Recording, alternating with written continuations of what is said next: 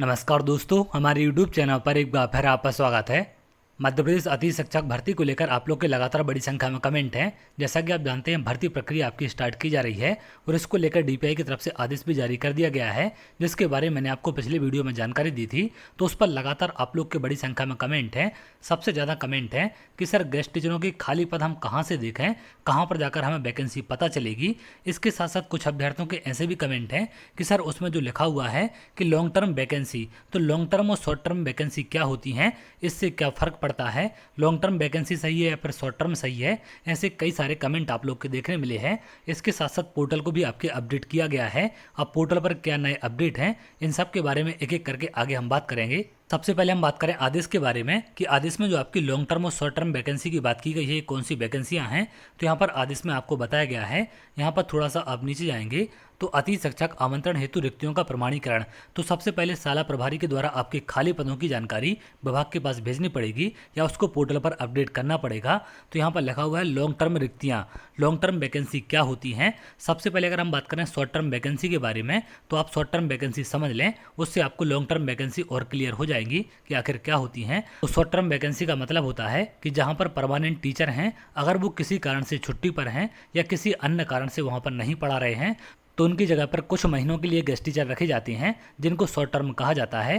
क्योंकि 2 महीने 3 महीने के लिए टीचर बाहर चले जाते हैं या फिर किसी और काम में लग जाते हैं, विभागीय काम में, तो उनकी जगह पर शॉर्ट टर्म के लिए गेस्ट टीचर की भर्ती की जाती है। उन्हें शॉर्ट टर्म वैकेंसी कहा जाता है। जहाँ पर पहले से परमानेंट टीचर हैं लेकिन किसी वजह से वो काम नहीं कर पा रहे हैं, तो उनकी जगह पर जो भर्ती है उसको शॉर्ट टर्म कहते हैं। अगर हम बात करें लॉन्ग टर्म वैकेंसी की, तो जहाँ पर कोई भी टीचर नहीं है या फिर उस विषय का शिक्षक स्कूल में नहीं है, तो उस पर जो भर्ती कराई जाती है उसको हम लॉन्ग टर्म कहते हैं। क्योंकि वहाँ पर कोई भी परमानेंट टीचर नहीं है, तो वहाँ पर लंबे समय तक टीचर नहीं आते हैं, तो उनको लॉन्ग टर्म वैकेंसी कहा जाता है। या फिर फ्रेश वैकेंसी को आप लॉन्ग टर्म वैकेंसी समझ सकते हैं। यहाँ पर भी आपको बताया गया है शैक्षणिक सत्र 2025-26 में अति शिक्षक आमंत्रण हेतु विद्यालय में नियमित शिक्षक के अनुपलब्ध होने की स्थिति में पोर्टल पर प्रदर्शित रिक्त पदों के विरुद्ध अति शिक्षक हेतु वास्तविक आवश्यक लॉन्ग टर्म रिक्तियों की प्रविष्टि करने की कार्रवाई विद्यालय के शाला प्रभारी द्वारा की जाएगी। यानी कि जहां पर नियमित शिक्षक अनुपलब्ध हैं, ऐसे पदों पर जिन भी गेस्ट टीचरों की भर्ती कराई जाएगी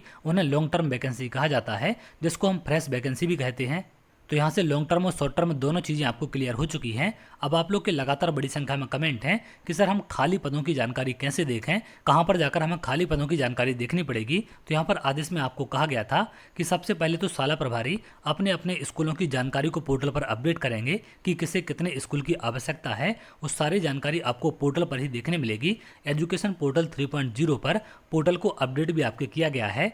तो सबसे पहले आपको एजुकेशन पोर्टल 3.0 पर जाना है। जैसे आप पोर्टल पर जाएंगे, यहाँ पर आपको अति शिक्षक पोर्टल पर आप क्लिक करेंगे। तो जैसे इस पर आप क्लिक करेंगे तो कुछ इस प्रकार से पोर्टल आपके यहाँ पर खुल जाएगा। इसमें आप थोड़ा सा नीचे जाएंगे तो यहाँ पर आप देख सकते हैं आपका डैशबोर्ड ओपन हो चुका है 2025-26 सत्र के लिए। यहाँ पर आपका आदेश जो जारी किया गया था उसकी जानकारी यहाँ पर आपको मिल जाएगी। इसे आप डाउनलोड कर सकते हैं।